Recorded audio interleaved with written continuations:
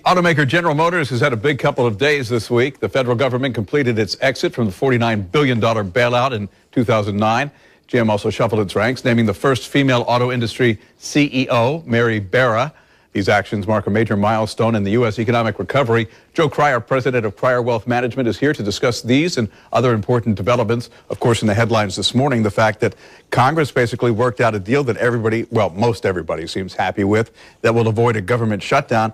Is this a sign that we're moving in the right direction economically, or is that just politically expedient? I think we are inching up there, and the big challenge is to kind of get American psyche going in the right direction. Okay, economically, we're still a financial disaster waiting to happen, and we're kind of inching along until we can get off the painkiller, so to speak. And to that end, some of these agreements in Congress have helped out there a little bit, and some of the other things taking place this week are inching us towards the psyche of not having an economy on life support. Bigger picture with this GM situation, because you've said before right here on this show, GM is a microcosm of the U.S. economy. Yeah, I really think it is. And actually, what's happened here over the last couple of weeks is where my analogy breaks away. In the past, I said GM was a microcosm because the healthcare system, sort of comparable to Medicare, was a disaster for GM.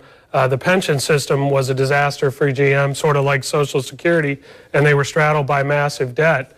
Unlike the United States of America, though, General Motors was able to go through a bankruptcy proceeding, clean up the books, renegotiate their pensions, sell off some of their health care obligations, and now it's a cleaner, newer, actually much more competitive GM. And now that the U.S. is, taking care of all that stimulus money, I think they got back something like 39 of the $49 billion that was spent. Correct.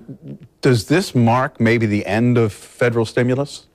I wouldn't say totally, no. I mean, they're still pumping $80 billion a month into the economy as we speak. So most of that's in bonds, though, right? They're buying bonds off of the open market, and they're putting them onto their balance sheet, and that's helping the banks stay, fluent and so forth. What they're talking about, and next week there'll be some major announcements on this, is they're going to cut that back maybe to 70 or 60.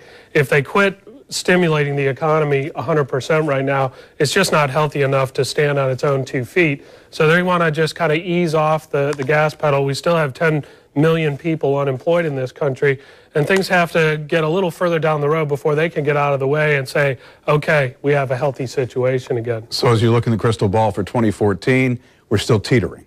I think we're going in the right direction here, though. We've got Congress talking to each other, which is a positive.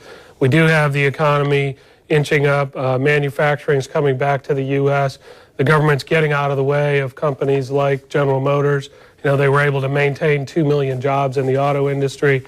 And there's a lot of good things happening, not as fast as anyone would like, but as you said, we're going in the right direction. Let me ask you quickly about Mary Barra. She is a woman who has grown through the ranks of General Motors. Daddy, I think, was a big shot in Pontiac. So she knows the biz. Oh, definitely. And, this is a big deal. There's women in 30 of the S&P 500 companies at the CEO rank, but none in a heavily industrial company like this. And the people I spoke to in Detroit yesterday said, hey, we're happy to have an engineer at the helm.